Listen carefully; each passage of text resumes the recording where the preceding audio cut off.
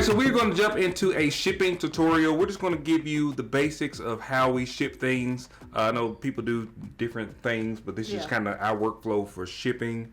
Just a couple things that you need. Of course, you need tape, and also you would need a tape measure, and you would need a scale. This is a 660-pound scale we got from Amazon. You can have a smaller one or a larger one, whatever you want, but we do ship bigger boxes sometimes, so that's why we have the larger scale. We started with the small scale, and it didn't quite work out. It didn't work out. So when you get that first, stroller. Yeah, stroller. You ain't gonna be able to put on a little small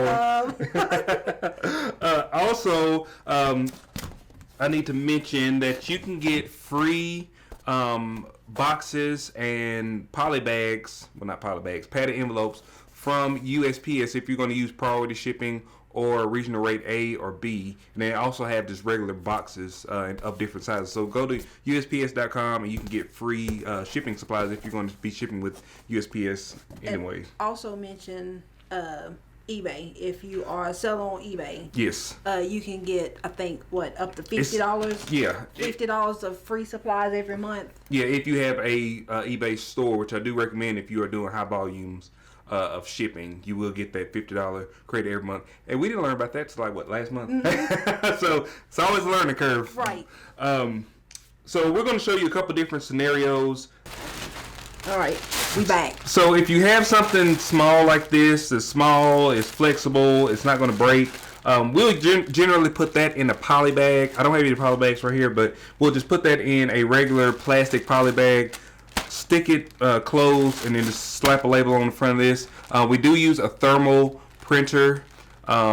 It's a Dymo 4XL, so all you have to do is print the labels off. You don't have to pay for any ink ever. You just have to replace the labels. Yeah. And then it has sticky on the back of it, so you can just stick it to the poly bag and throw this in the mail. Right.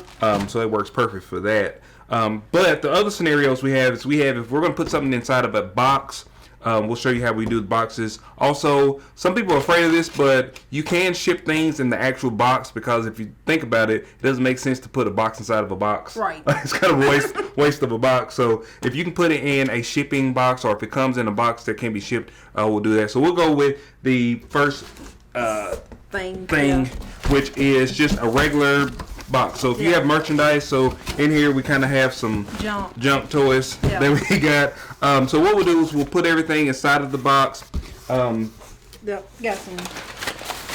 So either this paper or bubble wrap. Yeah. And we just save. We're like box hoarders and packaging hoarders. Every time we get a shipment from Amazon or anywhere, we keep the boxes, we keep the cardboard, and we keep the packing paper because you never know when you're gonna need it. Yeah, ain't no point in paying for it if you're already getting it for free. Also, another way you can do this, I'm gonna show you this, and I learned this from another YouTuber. So you see how you have stuff down here at the bottom, so you can fill that void with packing paper, or you can do a Frankenbox. So that means I got that from the Family Flips, the Frankenbox. Okay. so what you can do is you can take your knife and you can score the inside of the box.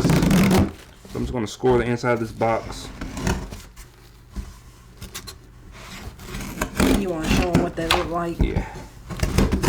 I'm not doing this like perfect. I just want to kind of show you what you can do here with this. This is not the best knife to do this with. All right, so on the inside of the box, I don't know if you can see that, but there are score lines over on the side where I actually scored that. So what you would do is you can cut the sides of the box. I don't think this knife's going to. So I would suggest getting a box cutter, a real box cutter from like the Walmart. Right, I got a box cutter in here. I didn't find it. Makes life so much easier. Yeah. So once you slice the side of the box, by scoring that on the side, you can easily fold that down, and it gives you a much cleaner fold there. So when you close your box, it's not like you got a big lump there, but you can just kind of custom make this box into the size that you need. And I would suggest that because the larger the box, the more expensive the shipping will be. Right. So I try to get the box as small as possible, as snug as it can go. Yeah. So essentially, I would just cut all these sides. We would fold it down, then we would tape it up just like normal. We'll put a shipping label on the front of that after we weighed it. And so whenever you're getting your weights on your boxes, it's very important to put the actual weight, and we always round up. So if it's like 5 pounds, 4 ounce, 4.2 ounces was go 5. Yeah, 5. So the way the USPS works, they kind of work on a range, and FedEx works on a range too. But I'd rather err on the side of caution versus the other way. Right, because you don't want to get a bill because they will bill you if you put the wrong weight and or size of the box. So make sure you put in the accurate size of each box. Yep. So this is the second way we're going to talk about. So this is actually a product box. As you can see, this is a espresso machine. So this is actually a shipping box. A lot of times companies will put merchandise inside of shipping boxes. We get this a lot with lights, light fixtures, and different things like that. A lot of people are afraid to ship them in their actual box, but these are made for shipping. These are very sturdy boxes. They also have form-fitting styrofoam. Yeah. So just as long as everything is in here, you can put the styrofoam back on. You can close the box up. Ship it up. And tape her up. Yeah.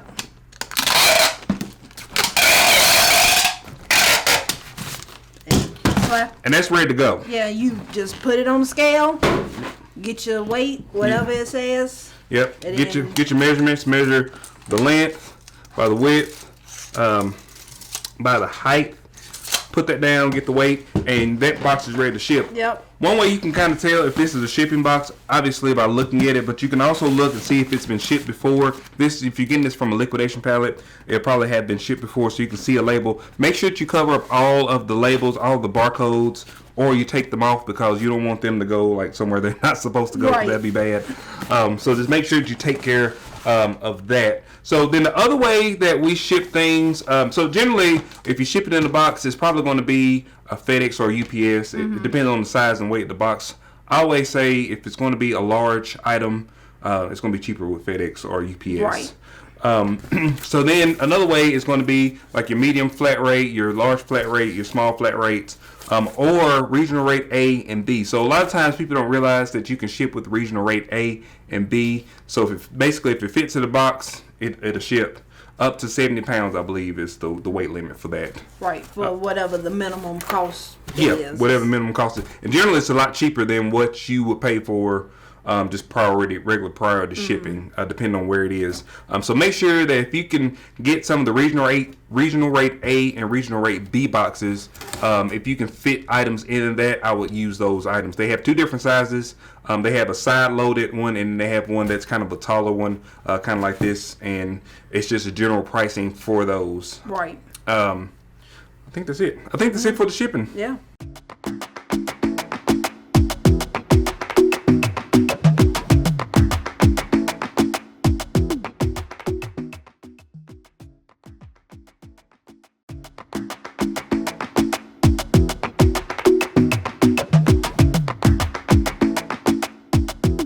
All right, we are nearing the end of this journey, but we did want to talk about other e-commerce marketplaces because I think it's very important for you to be on as many marketplaces as you can be. I know sometimes it's hard to list items on multiple marketplaces because it takes additional time. But you don't want to have all your eggs in one basket. You don't want to have, everything listed on eBay and then all of a sudden now your eBay account gets hacked or they cancel your eBay account. Now you can't sell anywhere.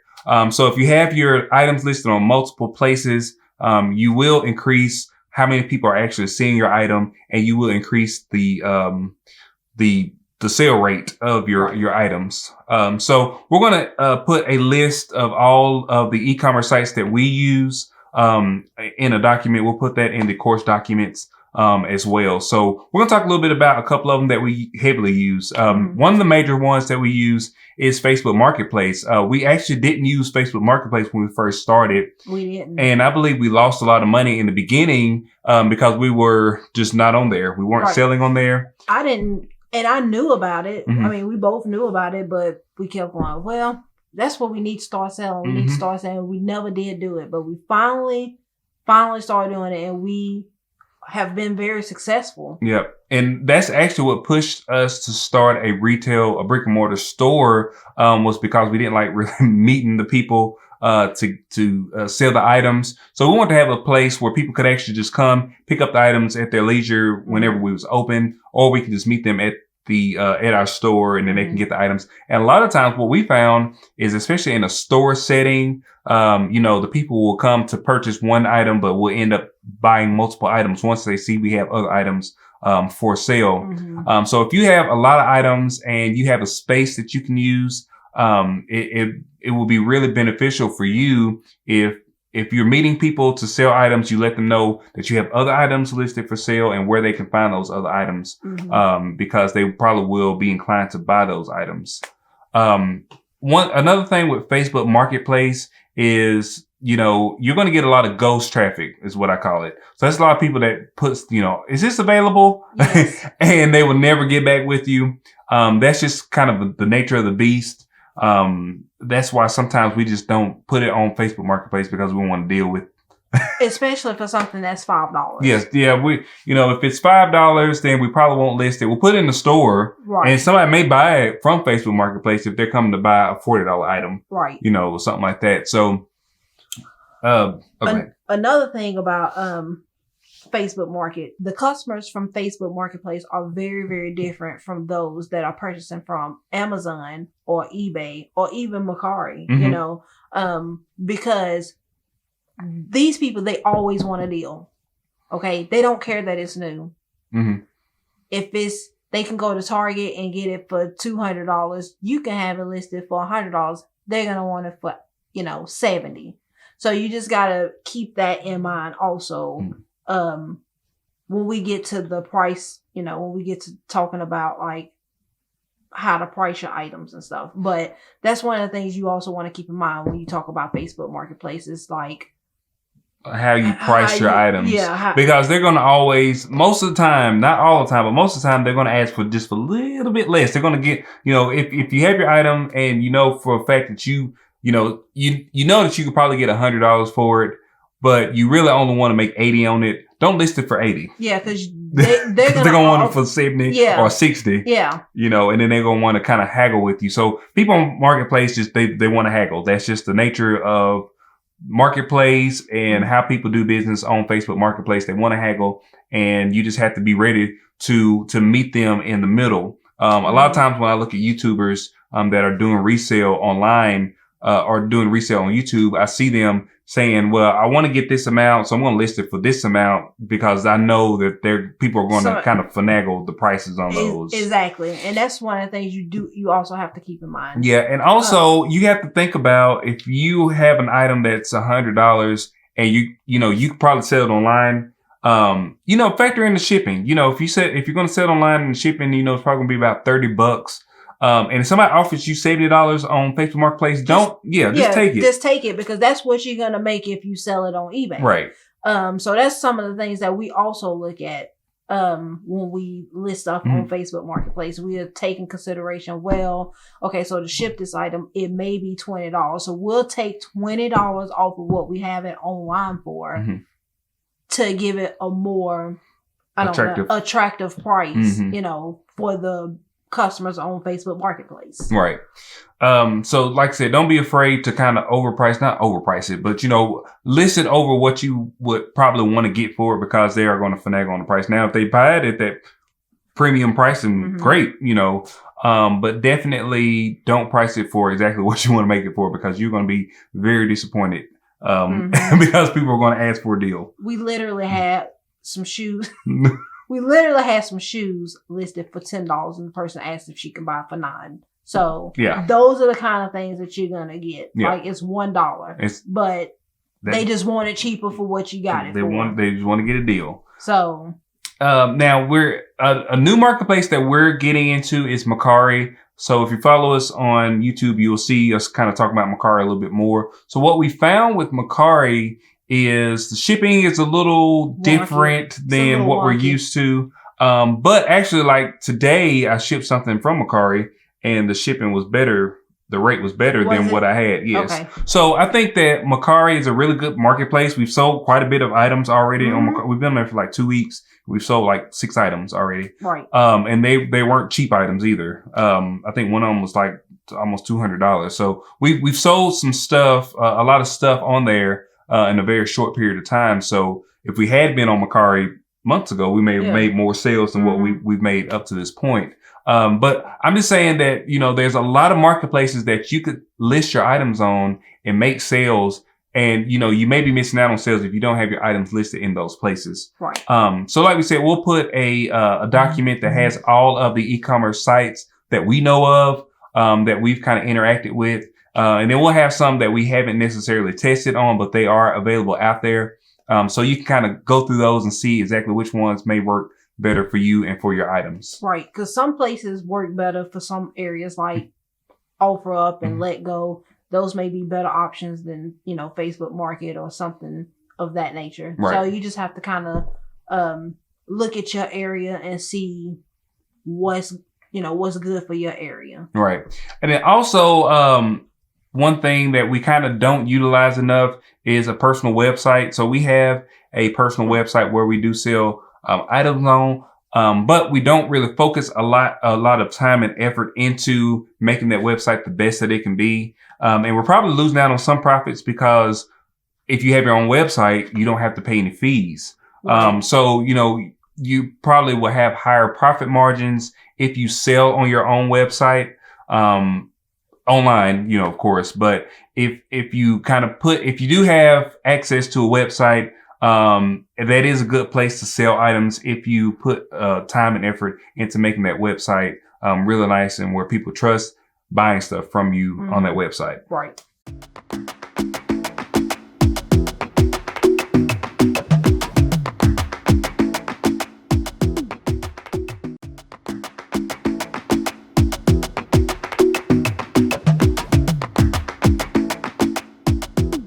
All right, so now we're jumping back into liquidations. We're going to talk about a couple of the liquidation sites that we have not affiliation. We actually bought through them before. So the biggest one that we want to talk about was bulk.com. That's bulq.com.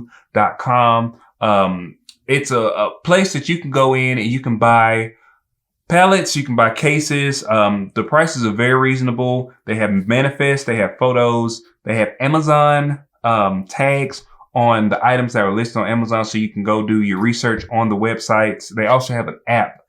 So those are some of the positives for using bulk.com. The shipping is included.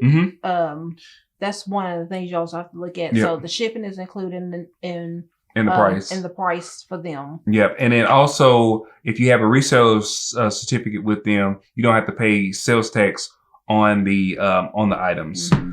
So, and then bulk.com also has warehouses, like multiple warehouses over the country. So if you choose a warehouse that's closer to you, your shipping will be cheaper, because they do calculated shipping now on freight. So if you are getting like pallets, your shipping is going to be a lot cheaper if you are within your state or close to your state, from those places. And what I've also noticed is from them in particular, shipping is fairly quick. Like, yes. We get it a couple of days. Yeah, in a couple of days. And we, a lot of times we order from, we're in Tennessee, so we order from the Tennessee warehouse. So we can order it on Monday and it may be to us by Wednesday. Right. So, you know, that's just one of the perks for, you know, choosing a location that's close to you, because you can get your inventory a lot quicker. So what I've noticed too is that they pumped up their cases and boxes. So cases and boxes are really good for people that want to get into liquidation but don't have a lot of money to kind of start. So you can go through there and you can order 2 or 3 cases, and you may only be out $400 or $500 with shipping included. Right. And you may have new product. Right. It may not even be returns or like new. It's actually new product or chef pools and stuff like that. So bulk is really good to get started with. When we go through and we look at some of the liquidation stuff on the computer, we'll go through a bulk site and we'll go through the manifests and stuff like that. So check out that module if you want to see more about bulk.com.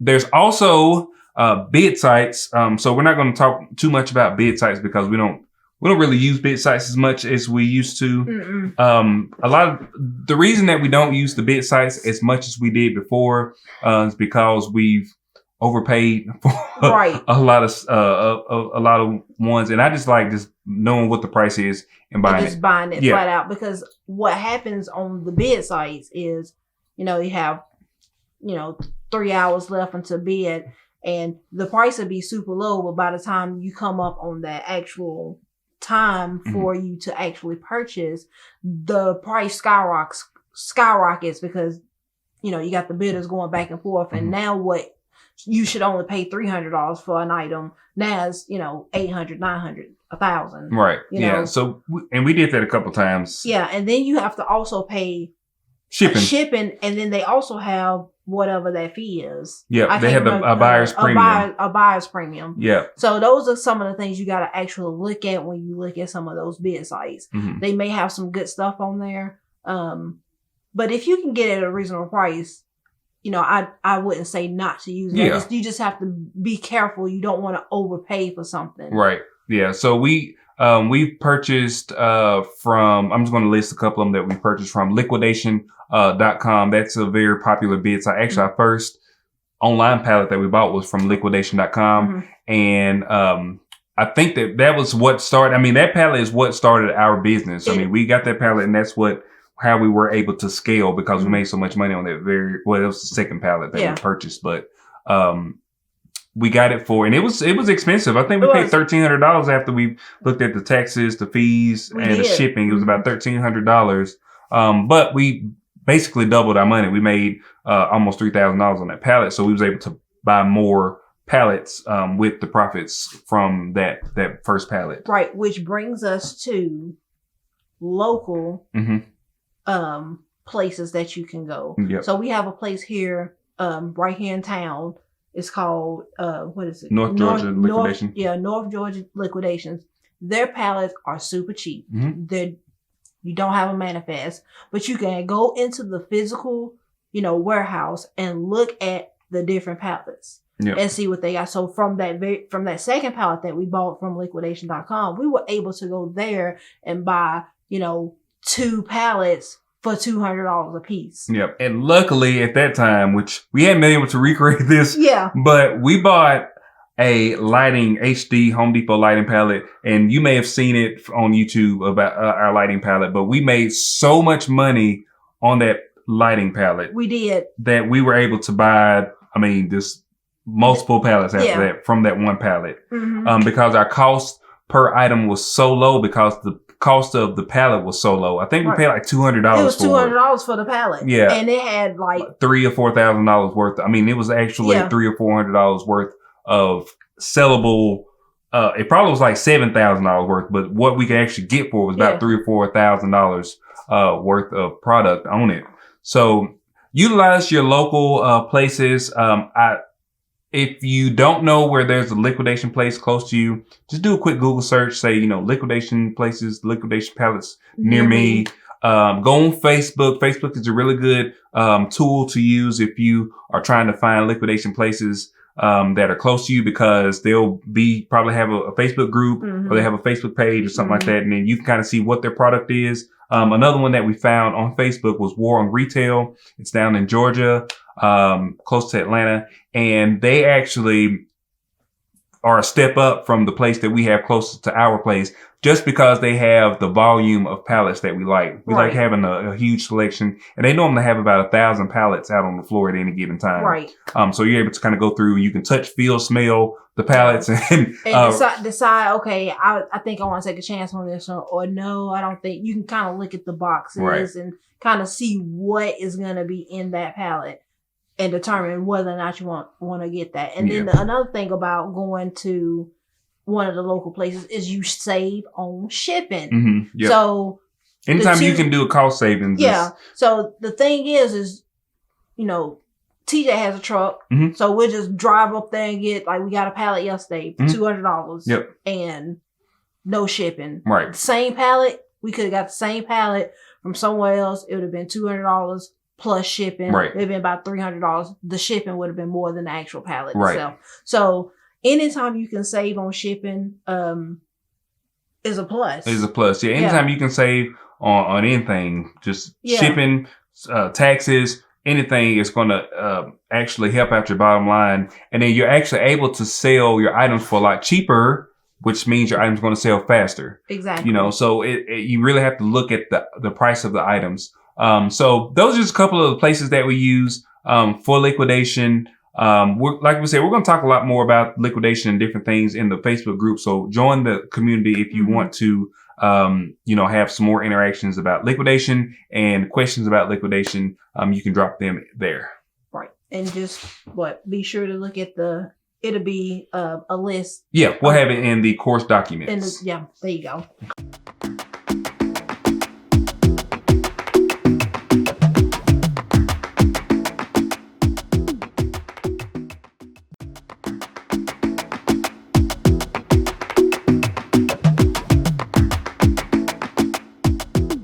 All right, you've made it. This is the end of the course. There's definitely a lot more to learn with resale. We don't expect you to learn everything in one day or in one sitting. Right. But what we wanted to do was we wanted to give you a base, a foundation for not only going out and buying liquidation pallets. Anybody can go through and buy liquidation pallets. I mean, you can go in there and you can order $10,000 worth of liquidation pallets tomorrow. But what are you going to do with them when they come to your house?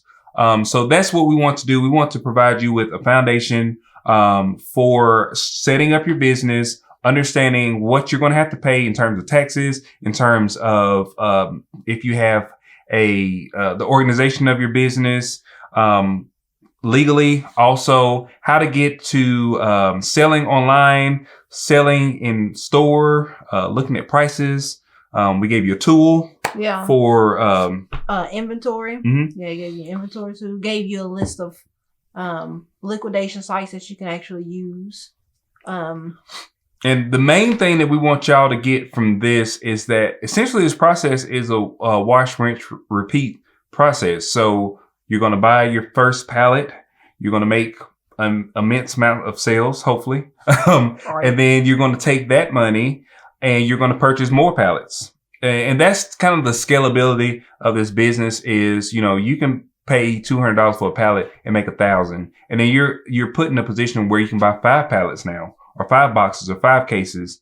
So that's really the scalability of this business. And you can see how big it can actually get, if you do get into the right lanes of, liquidation and you do understand the research that has to go along, with the liquidation pallets. And with that said, it can be as big or as small as you want it. Yep. If you want to you may just want to make some extra income and not make this like your primary business. Mm-hmm.